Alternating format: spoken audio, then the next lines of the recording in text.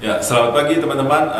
Ini melanjutkan video kami menyangkut bagaimana menggunakan model DuPont dalam menganalisa apakah bisnis suatu perusahaan itu sudah siap untuk mengajukan pinjaman kepada pihak bank. Nah, kemarin intinya adalah kita yang mengatakan bahwa sepanjang bisnis daripada return on assetnya lebih tinggi daripada after tax interest yang dibayar ke pihak kreditur atau pihak bank, itu bisnis itu sudah siap untuk mengajukan pinjaman, karena return on equity-nya bagi pihak pemegang saham akan jauh lebih tinggi, karena akan jauh lebih tinggi daripada return on asset-nya sendiri. Nah, kemarin kita ingin memberikan sedikit gambaran bahwa di dalam sistem DuPont itu return on equity adalah profitability dikali dengan turnover atau activity dan dikali dengan leverage-nya. Dua ini adalah ROA.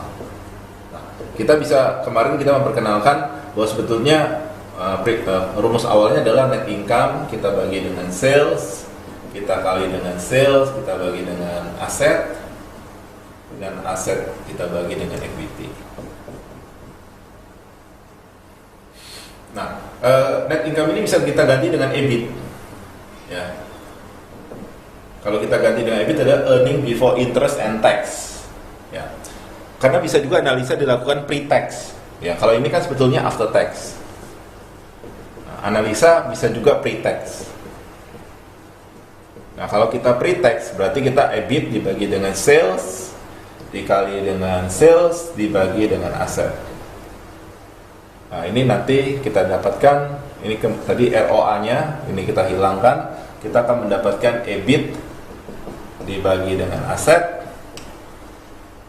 Nah, kalau kita mau menganalisa extend lebih jauh lagi, EBIT kita tadi kan ini sebenarnya ada faktor before interest and tax. Nah, kalau kita kurangkan dengan I dibagi dengan aset,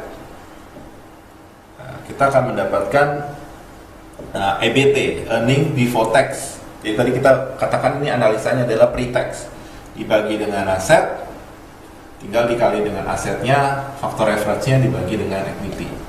Common equity. Nah, ini kalau kita hilangkan kita dapat EBT dibagi dengan equity atau sama dengan return on equity. Nah, yang menarik adalah bahwa kita bisa menuangkan ini kan adalah ROA sebetulnya. Karena EBIT dibagi dengan aset adalah return on asset. Nah, cuma returnnya adalah before tax, pre-tax. Nah, berarti ROA kita kurang dengan I. Nah, ini adalah interest ya, faktor interest yang kita bayar, beban interest yang kita bayar ke pihak kreditur. Kita kali dengan kita pindahkan ke sini, aset dibagi dengan equity, ya ini adalah sama dengan ROE.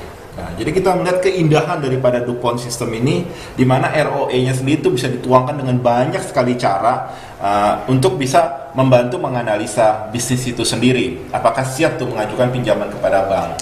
Nah, yang menarik adalah DuPont sistem ini memperkenalkan probability pertama kali. Jadi kalau kita faktor probability adalah muncul di pertama kali. Ini artinya apa? Bahwa bisnis itu adalah harus positif. Jadi gross marginnya dan sudah dikurangi dengan sales, selling, administration, R&D dan sebagainya, dia harus positif. Artinya kalau ini tidak positif, sebetulnya analisa berikutnya ini tidak terlalu banyak membantu. Jadi bisnis sendiri profitability-nya harus positif. Jadi ini pemikiran yang sangat sederhana sekali. Nah, leverage ini umumnya adalah stabil dalam satu bisnis. Perusahaan tidak mungkin bisa dengan cepat merubah-rubah pinjamannya dari pihak bank ataupun equity suntikan modal secepat mungkin. Jadi umumnya yang cukup stabil adalah leverage. Nah, dua faktor inilah yang sebetulnya banyak dalam control management. Manajemen bisa melakukan sesuatu di sini.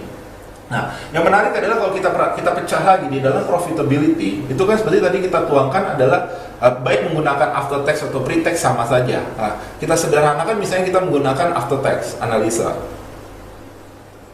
Di sini berarti net income kita bagi dengan sales.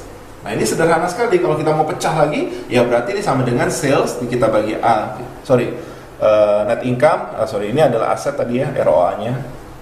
Ini kan dua faktor ini ya. Jadi kalau kita melihat net income dibagi dengan aset, ini sama dengan ROA. Nah, ini kita bisa pecah lagi, yaitu sales kita bagi dengan aset, kita kurangkan dengan cost of goods sold kita bagi dengan aset, kita kurangkan dengan R&D expenses, terutama di perusahaan farmasi ini penting sekali. Kemudian kita kurangkan dengan selling expenses, kita bagi dengan aset, dan terakhir adalah G&A-nya, administration-nya, kita bagi dengan aset.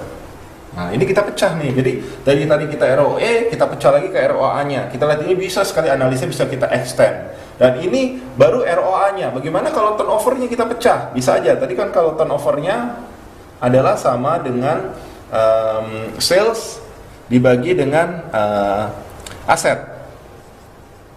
Nah, ini juga mudah aja karena sales itu komponennya tetap ya. Ini adalah flow karena terjadi dalam 1 tahun. Sedangkan aset ini kan dalam satu posisi, mudah aja kita bisa di dalamnya komponennya bisa ada AR, account receivable turnover, kita bisa pecah ke accounts payable turnover, kita bisa pecah ke inventory turnover, kita bisa pecah ke fixed asset turnover. 3 komponennya adalah modal kerja atau working capital. Nah, kalau kita perhatikan ini saya sudah jelaskan dalam video yang lain menyangkut bagaimana menganalisa working capital. Jadi kita lihat bahwa dalam satu bisnis jelas ROA ini mendapatkan porsi yang utama. Ya, walaupun saya orang corporate finance, ya, tetapi prinsipnya adalah sebetulnya finance sendiri itu hanya di sini mensupport. Ya, yang penting adalah bisnisnya sendiri. Bisnisnya harus mengenerate. Nah, disinilah peran daripada manajemen. Nah, finance walaupun bisa memberikan kontribusi yang positif ya, tadi kita perhatikan bahwa reference ini akan mengakibatkan ROE-nya juga naik ya. Tetapi perusahaan tidak bisa menggunakan strategi reference sebagai strategi yang utama. Yang penting adalah return on asetnya dulu. Sesudah ini menjadi fokus dan bisa dilakukan improvement, nah, reference yang akan mempertinggi daripada ROE. Jadi kita lihat ini dulu nomor 1 dan kedua ini. Kalau ini udah beres, sebetulnya pinjaman akan mendorong push up ROE-nya akan jauh lebih tinggi. Nah, ini mudah-mudahan ini bisa memberikan satu inspirasi bagi teman-teman untuk menganalisa suatu bisnis dan bisa mengangkat ini menjadi suatu bahan pertimbangan bagi manajemen sendiri apa yang harus dilakukan dengan satu sistem model DuPont yang sangat sederhana tapi bisa kita extend menjadi cakupan banyak sekali poin-poin yang di dalam. Nah, dalam video berikutnya saya akan menjelaskan lebih jauh lagi bagaimana menganalisa lebih jauh menggunakan DuPont system. Oke, terima kasih atas waktunya dan silakan mengunjungi website kami www.futurumcorfinance.com dan sampai ketemu.